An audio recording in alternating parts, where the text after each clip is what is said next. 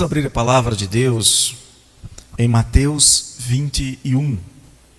Mateus 21, continuando a caminhada de Jesus, os seus últimos dias antes da sua crucificação, morte e ressurreição. Naquela semana da Páscoa, Jesus diz ao ministrar a ceia que ansiou por aquela Páscoa. É o único texto na Bíblia que fala de Jesus ansioso, mas é uma santa ansiedade, é um desejo por algo bom.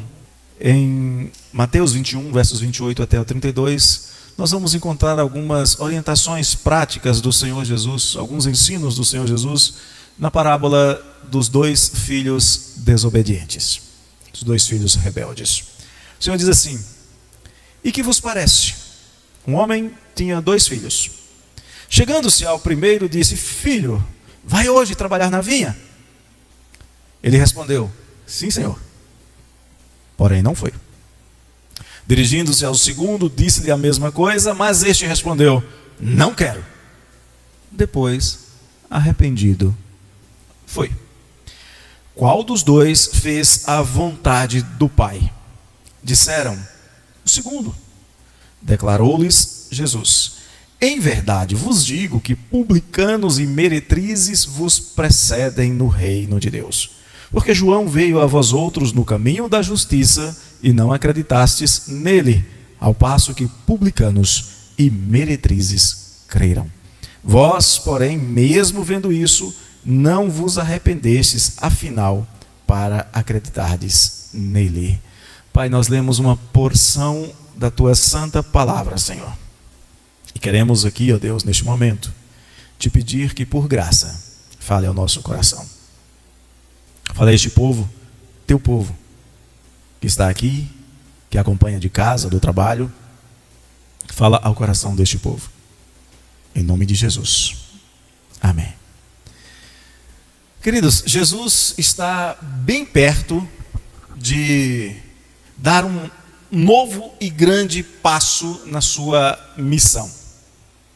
E ele, de alguma forma, ele resolve, mais uma vez, impactar poderosamente a vida das pessoas que o conheciam. E esse impacto vai ser poderoso tanto na vida daqueles que creem nele, daqueles que gostavam dele. E em João nós vamos encontrar o relato sobre o momento em que ele purifica o templo. Alguns creem nele. E vai impactar também poderosamente a vida daqueles que não gostavam dele. Aliás, mais do que não gostavam, daqueles que o odiavam, que procuravam tirar-lhe a vida, como diz João no capítulo 8. Quando as pessoas vão fazer algo parecido, tomam algumas atitudes. Por exemplo, se você quer impactar poderosamente a vida de alguém antes de sair de perto dela, há aqueles que fazem um testamento, né? Vão morrer, fazem um testamento, outros distribuem presentes, alguns dão instruções de despedidas. Jesus fez isso, um novo testamento, instruções de despedidas, um extraordinário presente, a vida eterna para aqueles que nele creem, mas fez a sua maneira. Como nós temos visto nas terças-feiras, estes são os últimos dias antes da paixão do Senhor Jesus. E ele já tinha deixado claro que era isso mesmo, que ele iria para Jerusalém, que seria preso pelos principais sacerdotes, que seria entregue nas mãos dos gentios. Pedro disse: não, Senhor, isso não vai acontecer. Ele disse: vai sim, Pedro, essa é a minha missão, me deixa, não insista nisso, não seja meu adversário. Ele deixou muito claro o que iria acontecer. Entra em Jerusalém, é recebido como rei, é recebido como profeta, vai ao templo e age como sacerdote, purificando o templo. E nisso estão muito claros que existem 2 grupos: os que gostavam de Jesus, quem era com Jesus, e os que odiavam Jesus, os que eram contra ele. E ele já havia dito que seria assim 9 capítulos antes, em Mateus 12:30. E quando olhamos para esse texto, para o relato, neste capítulo, nós vemos que os religiosos, os da igreja, em sua maioria já tinham tomado a sua posição. E eles se posicionaram claramente a favor ou contra Jesus? O que vocês acham? Contra. Eles se posicionaram decidindo pela morte de Jesus, para não perderem os seus privilégios. Anos mais tarde, o apóstolo Paulo explicaria esta atitude dos religiosos. Paulo diz que eles sinceramente acreditavam que estavam fazendo a coisa certa.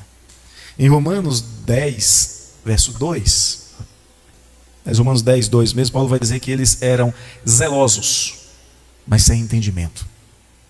Homens zelosos que acreditavam que estavam fazendo a coisa certa. Homens cheios de religiosidade, mas que em sua cegueira, em sua dureza de coração, não conseguiam reconhecer que Jesus era o Messias.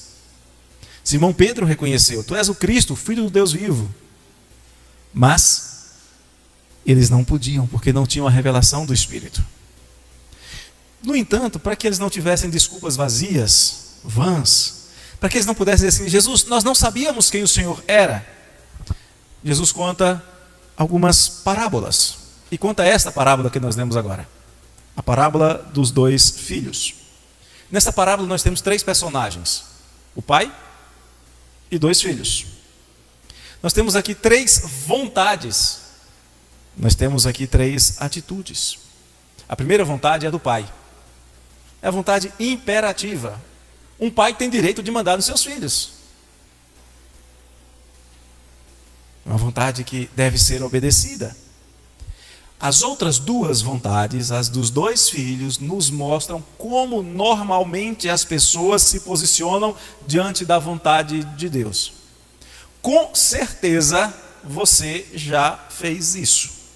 Quem está aqui, quem está em casa, quem está assistindo em outro momento, já fez isso, já agiu exatamente como um desses 2 filhos. Naquele momento ali, todas as pessoas que ouviam a Jesus eram como um desses 2 filhos. Você também. Todos nós. Então vamos olhar para esse pai, para esses filhos e tentar nos conhecer. E é importante, é muito importante que a gente se conheça. Porque a partir do momento em que nós nos conhecemos, nós conhecemos as nossas atitudes. E quem sabe, possamos tomar uma atitude que seja adequada para o destino eterno da nossa alma. Nessa parábola, Jesus fala, em primeiro lugar, sobre o primeiro personagem, o pai. É a vontade do pai que vai ser conhecida. Gente, note bem, é uma parábola. Uma parábola era uma pequena história que serve como ilustração para uma verdade espiritual. E era uma verdade que precisava ser compreendida naquele momento, sem maiores explicações. Qualquer um que ouvisse naquele momento ia compreender a parábola. Então, vamos falar sobre o pai. O pai era o proprietário de uma vinha e tinha pelo menos 2 filhos. Era um homem que tinha uma propriedade, que tinha uma plantação de uvas e tinha 2 filhos. E ele manifesta a sua vontade. Ele diz o que ele quer. Ele diz claramente o que ele quer que os seus filhos façam. No jeito do pai falar, não fica nada obscuro, não fica nada escondido, não tem nada difícil de entender. Filho, vai hoje trabalhar na vinha. Tem gente que pode até tomar uma atitude parecida com a de Nicodemos, né? Quando Jesus falou assim: olha, Nicodemos, é necessário que você nasça de novo. E Nicodemos, meio engraçadinho, meio irônico, disse: Senhor, eu vou voltar para a barriga da minha mãe? Claro que não. Jesus fala: Nicodemos, você é mestre em Israel, você está entendendo. Então, quando a gente diz assim, o pai diz que quer que o seu filho vá trabalhar na vinha, ele não está dizendo que você deve sair daqui agora e procurar emprego numa chácara. Não é nada disso. O que ele está dizendo é: você precisa me obedecer. Todos os filhos têm o dever de obediência aos seus pais, assim como todas as pessoas têm o dever de obediência ao Senhor. Os filhos devem ser obedientes, os filhos devem obedecer e honrar os seus pais. E o pai chega e diz: esta é a minha vontade. Um segundo aspecto é que o pai manifesta a sua vontade de maneira clara, inequívoca para esses 2 filhos. Mas ele fala individualmente a cada um deles. Era impossível que um deles pudesse dizer: olha, não foi para mim que ele mandou. Filho costuma fazer isso, né? Quem tem 2 ou mais filhos sabe, né? Fulano, se o pai chega e diz: faça isso. Se não dá nome, um fica dizendo: foi com você, vai você. No final das contas ninguém faz.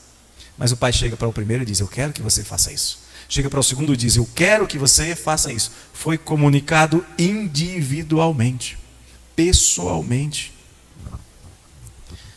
A Bíblia é a vontade manifesta de Deus que diz para nós o que o Pai quer de nós. E fala isso individualmente também. Quando você lê a palavra, quando você ouve a palavra, Deus está falando com você. Tem 50 pessoas do seu lado, Deus está falando com você. Se Deus não quisesse falar com você, Ele tinha te deixado em outro lugar, fazendo outra coisa. Mas se Ele te colocou para ouvir aquilo, é porque Ele quer falar com você. Ninguém pode dizer: Deus não tinha nada para me dizer. Deus nunca deixou, nem jamais vai deixar de dar testemunho de sua vontade. Deus nunca deixou e nunca vai deixar de dizer o que Ele quer, o que o agrada. Lembremos, Ele tem o direito de expor a sua vontade. Ele tem o direito de fazer, de querer com que a sua vontade seja obedecida. E Ele fala com você. E quando o Pai fala, como filho, nós só temos uma coisa certa a fazer: obedecer. Nós temos aqui a vontade do Pai. O Pai vai falar com o primeiro filho. Vamos conhecer este filho. Eu já disse que eu chamo essa parábola de a parábola dos dois filhos rebeldes. A parábola dos dois filhos desobedientes. Tem quem estranhe isso. Se você olhar na sua Bíblia, o título não é esse. Tem um títulozinho logo acima do texto. O detalhe é que esse título não faz parte do texto original da Bíblia. É só um título que alguém colocou. Então eu posso chamar tranquilamente, sem estar deixando de considerar o que a Bíblia diz, dizer que é a parábola dos dois filhos desobedientes, dos dois filhos rebeldes. Tem gente que discorde, e antes que você discorde de mim, espera um pouquinho. Vamos refletir um pouquinho para ver se não é de fato a parábola de dois filhos desobedientes. O primeiro filho vai nos mostrar uma forma de desobediência sem confronto. Jesus disse que o primeiro filho disse ao pai: sim, Senhor, eu vou fazer. Chá comigo, é nós. É um tipo de obediência formal, da boca para fora, mas que na prática é desobediência. Qual pai que nunca teve um filho ou uma filha que deu uma ordem, ele disse que ia fazer: filho, vai lavar a louça. Mais tarde a louça está só a pilha. Filha, faça isso, arruma o seu quarto. Tá bom, estou indo. Volta mais tarde, tudo foi feito, menos arrumar o quarto. É desobediência na prática, embora diga: tá bom, eu vou. Agora você imagina aqui a tristeza, a decepção do pai, que esperou, que ficou feliz quando o filho disse: eu vou. Esperou que a obra fosse feita, a tarefa fosse realizada, e constata que no final tudo não passou de uma promessa vazia. E sabe de quem que Jesus está falando aqui? Para quem Jesus está olhando? Para os sacerdotes, para os principais sacerdotes, para a liderança religiosa de Israel. Gente que tinha toda a aparência de serem obedientes. Gente que fazia questão de propagandear a sua religiosidade, da sua vida eclesiástica, e faziam propaganda de si mesmos na igreja, nas praças, em todo lugar que iam. Gente que chegava na praça, escolhia um lugar onde todo mundo pudesse vê-los e começava a fazer orações em voz alta. Gente que vestiam roupas cheias de paramentos para que as pessoas vissem que eles eram religiosos. Mas mesmo assim, com toda essa religiosidade, eles não atenderam à convocação de João Batista para que se arrependessem. Não atenderam também ao chamado de Jesus para irem a Ele com seus fardos religiosos e obtivessem descanso e aprendessem dele, para que todos observassem a sua religiosidade exterior. Eles se mostravam como filhos obedientes, mas as suas obras, no fim, mostraram quem eles realmente eram. Podiam parecer muitas coisas, podiam ser muitas coisas, mas não eram filhos obedientes. Mesmo conhecendo a vontade do Pai Celeste, não colocaram essa vontade em prática. E na verdade eles faziam a vontade de outra pessoa, a vontade do seu verdadeiro Pai. Em João 8,44, Jesus diz o seguinte para eles, João 8,44: vós sois do diabo, que é vosso pai, e querei satisfazer-lhes os desejos. Eles diziam serem filhos de Deus, pareciam serem filhos de Deus, mas ao invés de receberem a Jesus, o enviado do Pai, eles resolveram fazer exatamente o contrário. Eles se levantaram contra aquele que o Pai disse: este é o meu filho amado em quem me comprazo, a ele ouvir. Eles não quiseram ouvir Jesus. Assim como foi no passado, ainda hoje há muitos que se prendem à sua religiosidade, às suas práticas religiosas.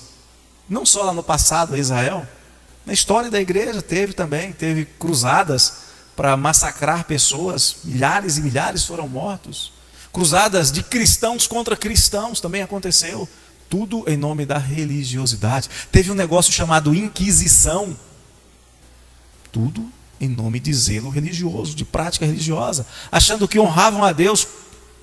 Até podiam tentar fazê-lo com os lábios. Mas os corações, como o dos religiosos nos dias de Jesus, na história da igreja, talvez hoje, estava muito, muito longe de Deus. Existem filhos que não têm Deus no coração, rebeldes, desobedientes.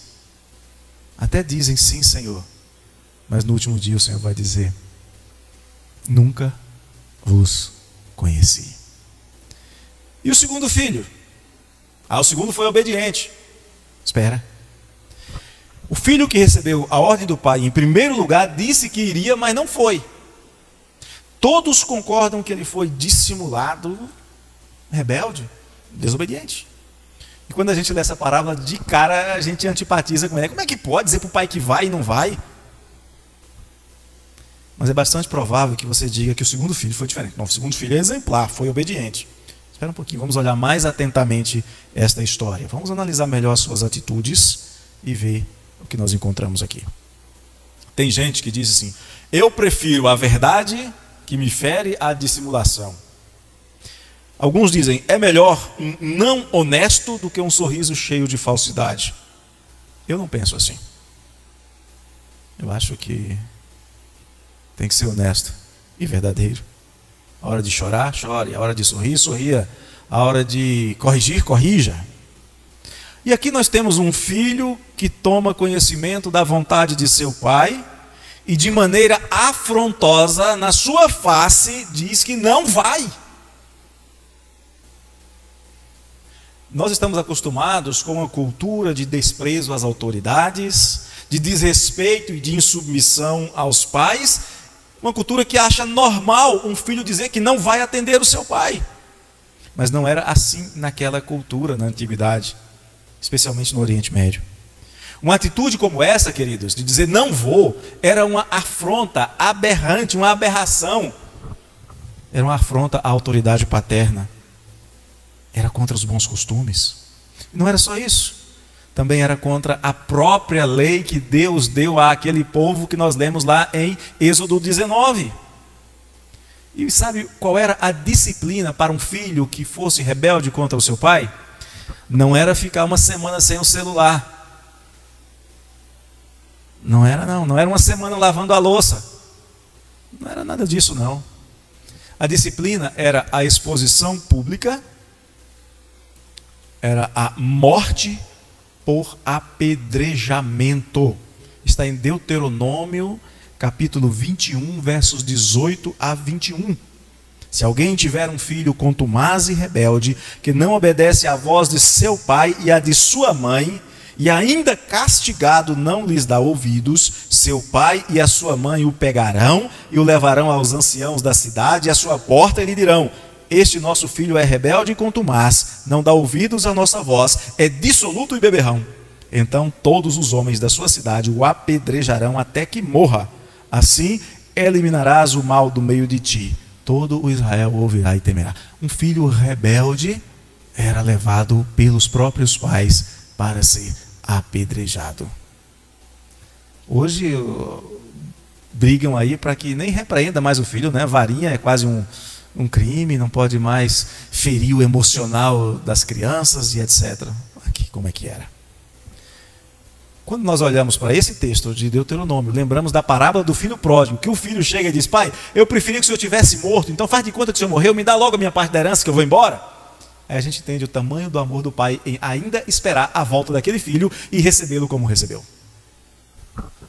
Naquele momento, os que ouviam Jesus entendiam que estes filhos, que eram considerados irreligiosos, o primeiro que disse eu vou, e não foi, eram os religiosos.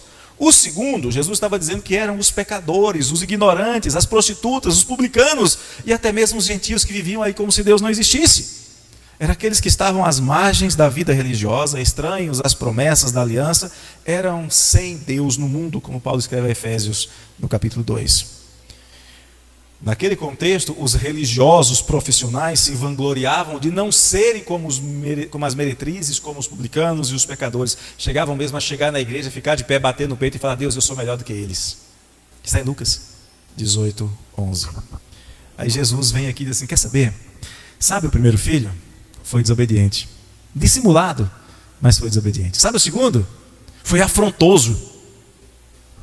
Em outras palavras, todos os dois, segundo Jesus, todos os dois são rebeldes. Dissimulados ou declarados, todos eram igualmente rebeldes.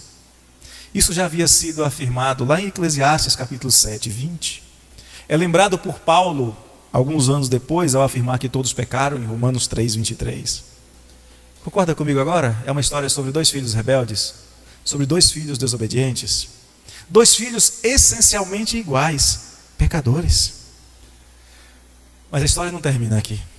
E o bom é que a história não termina aqui. A nossa história também não termina no pecado, termina na graça. Jesus também fala sobre arrependimento.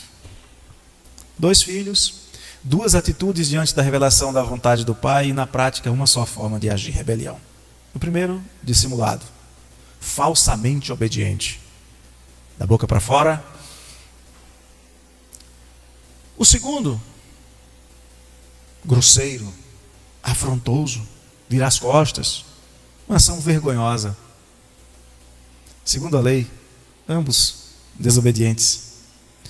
Ambos mereciam a mesma pena lá de Deuteronômio: apedrejamento fora da cidade.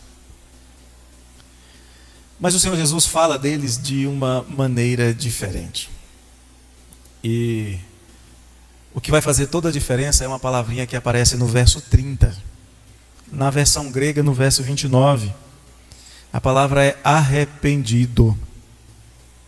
Sentindo-se constrangido, compungido interiormente, o seu coração dolorido pela sua ação ofensiva, o segundo filho voltou atrás para consertar o mal que havia feito. Jesus disse aos religiosos que eles eram como o primeiro filho. Sim, Senhor. Posavam de filhos obedientes, na prática não passavam de rebeldes. Tão rebeldes quanto os demais incrédulos e irreligiosos. Todos igualmente condenáveis. Mas, assim como a Bíblia diz que Jesus veio para os seus, os judeus, foi rejeitado pelos seus, mas aos que o receberam foi dado o poder de serem tornados filhos de Deus. A Bíblia diz que todos pecaram e carecem da glória de Deus. A Bíblia diz que por causa do seu pecado todos merecem o mesmo castigo reservado para filhos rebeldes: a morte. Mas Deus deu seu Filho Jesus para dar vida de maneira graciosa. Dois pecadores, lembra que tinha dois ao lado de Jesus na cruz? Dois pecadores, dois tipos de ação e um só pecado: rebelião. Mas no fim da história existem dois tipos de pessoas, dois destinos eternos. Só dois destinos, não tem um terceiro destino, não tem um destino intermediário, não tem um destino temporário. Dois destinos eternos. Para os pecadores que dissimulam, que permanecem em sua rebelião, resta a desaprovação eterna de Deus. Mas para os arrependidos, para aqueles que percebem que agiram mal contra o seu pai, como também aconteceu com o filho pródigo, para os arrependidos, o perdão e a graça eterna de Deus. A graça eterna, a vida eterna, reservada para os que se arrependem, para os que creem no Filho de Deus, Jesus Cristo, para os que vivem de maneira que mostra que se arrependeram, aqueles que recebem a graça que é oferecida para todo aquele que nele crê. Todos nós um dia fomos como esses dois filhos, ou dissimulado, aquela pessoa mais ou menos, que não fazia grandes coisas que chamavam muita atenção, não fazia pecados escandalosos, parecia ter uma vida religiosa, mas sem Deus, ou então afrontoso, aprontava tudo que era possível e inventava mais algumas coisas. O chamado é ao arrependimento. Alguns religiosos creram, alguns dos sacerdotes, muitos depois da morte de Jesus, creram, se arrependeram e foram salvos dos seus pecados. 2 filhos, 2 destinos diferentes. Para isso, para ter destinos diferentes, depende de como você se posiciona em relação a Jesus Cristo e a sua palavra. Se você o recebe como o rei que havia sido prometido a Davi, aquele por quem Davi orou no salmo que nós lemos, no salmo de número 61, o grande profeta predito por Moisés, o sacerdote eterno, que a si mesmo se entregou por nós. Creia. Não fique como os religiosos de coração endurecido, creia. Se arrependa. Haja diferente para que seja salvo. Que o Senhor nos dê graça de entendermos a mensagem de Jesus ao nosso coração e não cometermos os mesmos erros cometidos por esses 2 filhos, mas fazemos a coisa certa. Que o Senhor nos dê graça em nome de Jesus. Vamos cantar o